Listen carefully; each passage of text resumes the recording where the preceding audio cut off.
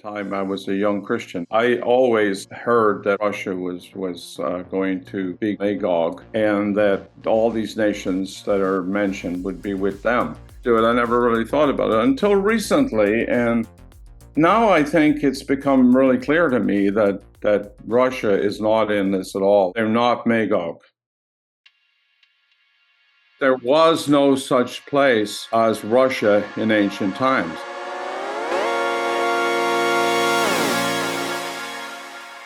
Welcome back, everyone. We're the Bible Prophecy Guys. I'm Kyle Chahanovich with PJ Hanley and Michael Hanley. Sorry we missed you last week. We're glad to be back. And today we're going to be talking about Magog. We're going to be looking at a kind of an outline of a video Jonathan Kahn did to kind of discuss some of these things. And we're going to look at Turkey and Russia and who really is Magog, and what does the scripture say about these things. So I'm going to open it up here, and PJ, why don't you bring us in? I just want to say at the outset that I always heard that Russia, from the time I was a young Christian, that Russia was going to be Magog, and that all these nations that are mentioned would be with them. And I think that's been the predominant view now for most of the 20th century and the 21st century so far. But that's changed, and I think the reason is quite good. But I always went along with it because I didn't really have any material that said otherwise. And people like Chuck Missler had gone into it big time, and he had made a connection with all those peoples that went throughout Europe there, the middle of Europe, what they call the steppes. And he had made connections there, and I thought, well, he's done his homework, and I let those guys do it. I never really thought about it until recently, and now I think it's become really clear to me that Russia is not in this at all. Maybe they'll tag along, but they won't. They certainly have no major role, and they're not Magog. Mm-hmm. So I'd like to just go over some points. First, I want to give you the outline pretty much, and then we can have some discussion on it, all right? But he points out correctly that what we're learning now is that essentially Turkey is known to we have records from the Assyrians that say it was Asia Minor, that Meshech and Tubal was Asia Minor. We have historian Herodotus, I believe is the correct way to say it. I'm sure there's differences of opinion, but he would also said that Meshech and Tubal were in Asia Minor. We have Josephus confirms it, right? And so on and on. But there's enough evidence to suggest that those places were indeed in Turkey, what's called Turkey today. And we know that, of course, they're the descendants of Noah. Magog would be his grandson, right? Correct? Mm-hmm. I believe. So that evidence is there, and for all of those places, Magog, I notice it says the land of Magog, okay? So Magog is identified as that patriarch who lived there and settled there, right? Yep. Now, as on top of that, we want to talk about the fact that Turkey is, later on we can get into how they're rattling their swords and really wanting to invade Israel and fulfill this prophecy, and that they are, in fact, very connected with all these other nations. All right? Well, maybe we'll just hold off on that for a moment. Okay, we have a couple of scriptures. The one in Ezekiel 27, I think, is probably pretty conclusive for me, because it mentions Tubal and Meshech, right? And along with Javan, it's verse 14. No, I'm sorry, it's 13. Verse 13 of Ezekiel 27. it says, Javan, Tubal, and Meshech, they were your traders with the lives of men and vessels of bronze. They paid for your merchandise. All right. And so we have what we have here is talking about Tyre and how these nations are now been defeated by Nebuchadnezzar, and they were trading partners big time with Tyre. So we do get there's other verses as well in Isaiah 66 and Ezekiel 32 that put these nations together. They're mentioned together, and it seems clear that they're pretty close, or they're definitely in the Mediterranean. They're close enough to Tyre to be mentioned quite often. Mm-hmm. Okay. To think of them being north of the Black Sea doesn't make any sense at all. And we know that there was no such place as Russia in ancient times. It's fairly didn't come into being really until the Middle Ages. So, and then that's some of the points we will talk about. All right. Yep. Let's see. What else do I need to say? Yeah, the big issue is the prince. Okay, Gog. Older translations, in fact, all of them, the NAS has just changed it recently, and they now say that he's, well, let me just read it. Ezekiel 38, right? Mm-hmm. Let's go look at it. Sorry, I should have had that one open. Ezekiel 38. Okay, Son of man, set your face toward Gog of the land of Magog. Now, notice it's the land of Magog. Yes. Mm-hmm.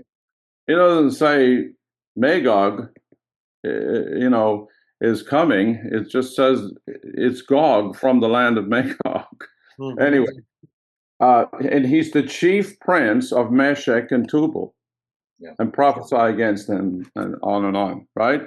So, and it continues to mention the chief prince of Meshech and Tubal. Now, the older translation said, translated Rosh, the Hebrew word Rosh, as being separate, as being a people on their own, and they tied it in with Russia, and so that's why that was popular for so long. And Rosh became Rus, and I've heard all these explanations, but they don't really make any sense, because we're just trying to say, that it sounds like it, and because Russia was such a big force in the 20th century, I think we were duped into thinking it had to be them.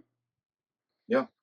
And because of their connection with the various people who migrated, and they were great warriors too, and they fought with the Babylonians and so on, but they never established anything in Central Europe. Mm-hmm. Yeah, that's true. Yep. They never established a town or a city or a country, and so people say they did, but there's no evidence of it at all. So that's a problem for me. Okay. Yeah. And the fact that Russia did not exist. So this is now Rosh, of course, is in the Hebrew means head or chief. Mm-hmm. And now that you know that, it's really impossible, I think, to just make, in that context, to make it just Rosh. Yep. Yeah. Absolutely. To say that he's the Prince of Rosh, a place that doesn't exist. I mean, it makes no sense. If it exists today, no matter where they came from, it didn't exist in the Bible. So when Bible prophecy, and you guys can jump in if you think I'm wrong here, but Bible prophecy rarely, if ever, talks about a nation that doesn't exist coming in the future. I don't know of any such words. Mm-hmm. But it's possible, of course. God knows what's coming, so he could say the nation will come from here or there. But there's no mention. These nations are well known at the time. Yes. Mm-hmm. The way it's presented is that everybody knows where Meshech and Tubal is. Mm-hmm. Absolutely. So how could it be coming later then? That doesn't make sense. No, it does. right? So, any comments on that, Lots of guys? different translations. That's what I've been doing. Just so wondering what I'm doing. Yeah, I think the ESV updated it as well. A lot of them went in and they They put, did. I saw that. yeah, Yeah, where they actually said chief, and they put in, because as like Rosh Hashanah, head of the new year, chief of the new year in the modern day Jewish calendar here. So we definitely see that some of yeah, the Bible translations and scholars have changed their view on this, and they have taken it yeah. away from being Russia, and they've actually said, no, this is actually a Hebrew word which means head. So I think it Different, is. yeah. And it makes a whole lot of sense since he's the one leading it.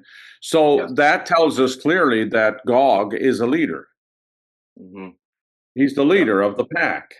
Mm-hmm. And it's a human being. I know there are people who think he's some kind of angel or Oh, whatever. hold on. I'll chime in here. I'll chime in this Go part ahead. Like, because I definitely think this is a principality and a man. yes, yes. And we have that, but we have examples for that. We have the king of Tyre and the king of Babylon. Right. We have Ezekiel 14 and Ezekiel 28 and Isaiah 14. Both are a man, a leader, and then a principality Well, behind. it's always that way, though. It's Yeah. always that. And I think that is the answer to the question, that it's both. And that's why we don't No, have no, I agree. I agree. But to say that it's just to take the human supernatural element figure. completely out of it is wrong. Yeah. Yes. Then a No, lot of people like to go all human and there's no principalities and powers. No, there is. right. No, that would be inconsistent with scripture. I think it's understandable that we leave it out, but in reality, we all know that there's a principality behind every government, every nation, either a good one or a bad one. And the Lord could be talking directly to the principality, but they do it through a man. They operate through a man. Exactly. Yes. But the fact that he says he's from the land of Magog, Yeah. you know, Anyway, that's just my 2 cents. Keep going. yeah, but I'm just saying that kind of ties it down that he's from a physical place, Yes. Yeah. Absolutely. right? It's a man, but he's of course energized by a principality. They all are. Yes. Yeah. I think that's true, right? We do not have any world leaders that are not affected by, that are not governed by Principalities and powers in heavenly places. without them knowing. Yes. Anyway, so that do you have those? Maybe you could put up those pictures I sent you, those slides. Yeah, no problem. Just the one at a time, but it just kind of shows us that all of these places, this is the common view now. You see Magog, Torgama is also there, Tubal, Meshech, Gomer. People used to say that Gomer was Germany, and I always thought that was stretching it way too far. But I didn't know much back then, and I decided, hey, I'm not going to pursue this. There was so many other things to pursue, so I didn't. So a lot of my literature has Russia in it, but unfortunately, we haven't had a chance to go through and take it all out. So it's okay to change your position on this. Amen. Amen. And if we were alive after World War II, right, what would we be saying in the midst of a Cold War, and after we just saw Hitler and Stalin and all of it? You would be very, very pushed towards those opinions because of the evil that just happened. Yeah, but just pop the other one up, Kyle. Yep. I just want to show people that they're pretty much the same, except there's a little difference in this one. You see, Magog is more to the west, okay? And it's interesting that Erdogan would be on this map. He would be in Magog. He wouldn't be in, So he actually was born in that area. Yep. So he's from the land of Magog, if you want. Okay. Anyway, that's kind of speculative, but Russia was just so. We had this idea that was so powerful, and all because of nuclear weapons and propaganda. Yeah. The Soviet Union was just as bad. They couldn't get things going. When they get out, you saw what happened with all the trucks and everything, and the tires all broke and collapsed on them, and the vehicles were parked along the road for miles and miles and miles. Remember that in the beginning of the war when they thought they were going to take Kiev or Kyiv? Yeah. And who does that? I mean, modern armies don't do that kind of stuff. So to suggest that, and now they're using old stuff, Yep. really old stuff, and they were the definition of paper tiger. yes, they were. Yes. And not only that, right now because of the war, which they can't move or take any ground in at all whatsoever. All they're doing is living by blood right now. They're just throwing men into this meat grinder constantly, and they're keeping it going, but they're not winning. Mm-hmm. And how would that be? Now, on the other hand, Turkey has a very strong army. Mm-hmm. And one of the things that, well, are we going to go to that? I guess that's number one. That's number one in his points. He also presented. Now he gave the evidence for Turkey being Magog, being Magog, Meshech, Tubal, Torgama, all of it. But he didn't. Then he went on to give an argument that we can't give up on the idea that it might be Russia. So this Jonathan between opinions there. So Jonathan Kahn. So I took his points and I went with them. So he listed 4 points that he went through, and the first one that he still thinks that Russia is a major power, and Turkey is nothing in comparison. Now, that's a problem because the reality is that Turkey is very strong right now with a lot of Western American weapons, and a lot of their own weapons, and a large army. Yes. Used to be considered second in NATO. Mm-hmm. Yeah. I think he's been building it up because he wants to establish the Ottoman Empire again. But anyway, Turkey is very strong and militarily, and they're well disciplined. And I think they would defeat Russia in a very short time if they went in there. The only thing, of course, is the nuclear weapons, and that's why we thought Russia was so powerful. And they just have a humongous population. A lot of it has to do with population. Yep. But as Israel has shown against Iran, population is definitely not everything. No, and they don't have that huge a population. Most of it is in the West. Something like, is it like, I don't even think it's 300 million or something like that. It's not that much. It's more than Turkey, but it's more than Turkey, yes. But a lot of it is, places out in places you can't even get to. Yes.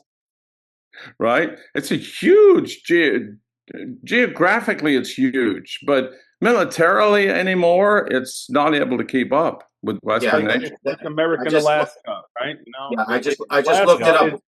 More than half the size of the continental U.S., except for it's only got a tiny little population at the bottom. Yeah, you gave them double the amount, PJ. There's only 143 million in Russia.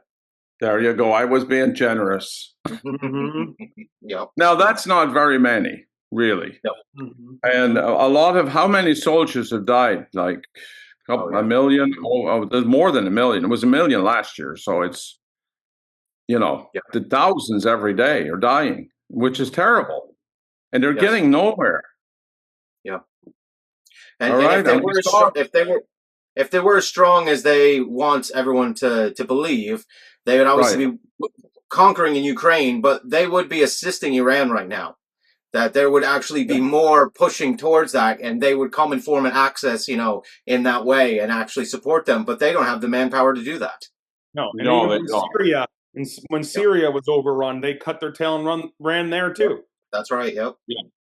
Yep. Well, just from a practical point of view, when you look at Russia now and its economy is shattered, really, they need help to get back on their feet. So is this country going to, come marching into Israel with the great horde and all these people so well, connected and organized and everything? I don't see that happening. I don't see Russia organizing anything. They're not very good at organizing. I have nothing against the people or anything, but this is a Putin is just, he's a dictator, he's a tyrant. And as long as they have tyrants, they'll never be able to accomplish very much, because there's a lot of corruption in Russia, and the army is very corrupt, and they stole all the money and didn't build anything. That's what really happened. Or they built cheap stuff, you know. Anyway, we can get off that. I think we made that point. Yeah. Good. There's one Turkey other. is the one to watch. Everybody says that. There's one Sorry, other Mike. point that comes up that I've heard multiple times. This argument of, well, you also have to take into account that Ezekiel 38 tells us what they're coming up for. They're coming for spoil, and they're coming. There's something there materially that they want, right? Right. Right. And then they'll say, well, Russia only cares about oil, and it's got to be about natural gas or oil, and blah blah blah. But Israel, things have changed now, where Israel technologically has the whole world. I mean, India just made a humongous deal with Israel. India, the largest now, has overtaken China as the largest populated country on the earth. Just made a deal with Israel, a defensive pact. So Israel will actually help them. They're going to build a bunch of weapons for Israel, and Israel's going to give them technology. Okay? So it's not, Israel has now become a prize, not just because, there's a lot of different reasons, but technologically they've become, NVIDIA is still stationed in Israel, and they're building another plant there. So there is a lot of desire for the things that Israel has, other than just absolutely, the Dead Sea minerals or some natural gas. There's way more than just that. Well, it's about the land too, and this again is clear, because why would you have to have so many boots on the ground?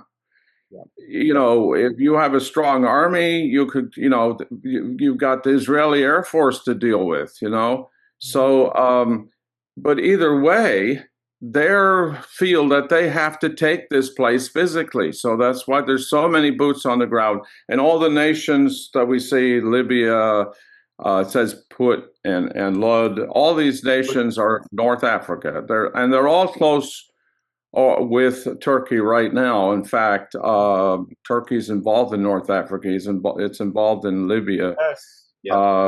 It's involved in a lot of these situations. And so what's the other place on the East Coast there by Ethiopia? I forget the name of it, but well, obviously Algeria. The one that you hear about a lot. Anyway, for some reason, Sudan. Sorry, I'm looking at a globe here. Sudan. There's Libya, Algeria, Morocco. Sudan is one of them. Yeah, they are. Yes, yeah. So and you have that place where they came out recently, and they were for the free part of what's that place? Somaliland. Somalia. Yes. So Turkey's involved there. Yep. Turkey's involved in all these places, and they're all Islamic countries, right? And they're what's left after Iran is dealt with. Or I should say, the Islamic Republic is dealt with. What's left is Turkey's Turkey and its friends. They're the radicals. Their access. Everybody now sees Israel sees Turkey now coming into this vacuum, but they do want the land. And why do they want the land? Because he wants to establish his caliphate. He hates Israel. Yeah, see, Russia doesn't really hate Israel. Russia will use whatever it uses for its own purposes. It just uses people. But it doesn't really have a real hatred for Israel. But Turkey does. And it's rooted, of course, in Islam. They hate. And they cannot allow Israel to exist. But they're not trying to wipe them off the map. They're trying to take the land from them and take everything. Yes. Right? Absolutely. So that's why you need so many boots on the ground. And of course, it's a trap from the Lord. He brings them all up, gathers them all, puts hooks in their jaws. Now, you look at Turkey. Turkey was facing west Now it's facing east. It's like kind of weird, It's like I will turn you around. It says. Yeah, that's right. And he's been turned around, and now he kind of keeps an eye on the west, but he's looking east. Well, it's really interesting too. The whole thing, obviously, it's a precursor where we're going. We keep talking about the board of peace, but how Trump plans to put Erdogan right on that board to oversee Gaza, and Israel keeps coming against that and saying they won't accept it because Erdogan makes threats against Israel every day. Every day to destroy them and kill them and calling them Hitler and all this. So why would Israel ever accept it? That would be a tragic mistake to accept that, because the only reason for them going down there is to get involved. So that's like another hook in the jaw, isn't it? It is. The board of peace. They would have to make some kind of security guarantees or something with Israel to sign on to a negotiation like that, wouldn't they? Yeah. Well, that's all coming after the war, but the war has to come first. That's right. Yeah. And of course, they'll be wiped out economically, all those nations. And they're all the same nations that the EU has been trying to get to join with them for years. The Union for the Mediterranean, it's called. And they want Israel in, and they want all those countries to go around. The Arab Spring was all intended to stir that up. And to they really want to bring them into the EU. And so you can see when they're all defeated and destroyed in this battle, they're going to need help to rebuild. And of course, come on in, guys. Well, they're ready, everybody's ready to sign because they have no money left. There are no soldiers. They're all destroyed. Their army is destroyed. Okay, where do we sign? That's right. And it's really interesting, too. That was a tactic of Rome. If we go back to the original, we could say Roman Empire, when the nations around were squabbling and then they were fighting against one another. That's when Rome came in and brought them into their alliances and all of that and helped the Roman government helped them out. Right. That's how they were brought into Israel. They were invited in to bring peace because the Pharisees and Sadducees kept killing each other. Yes.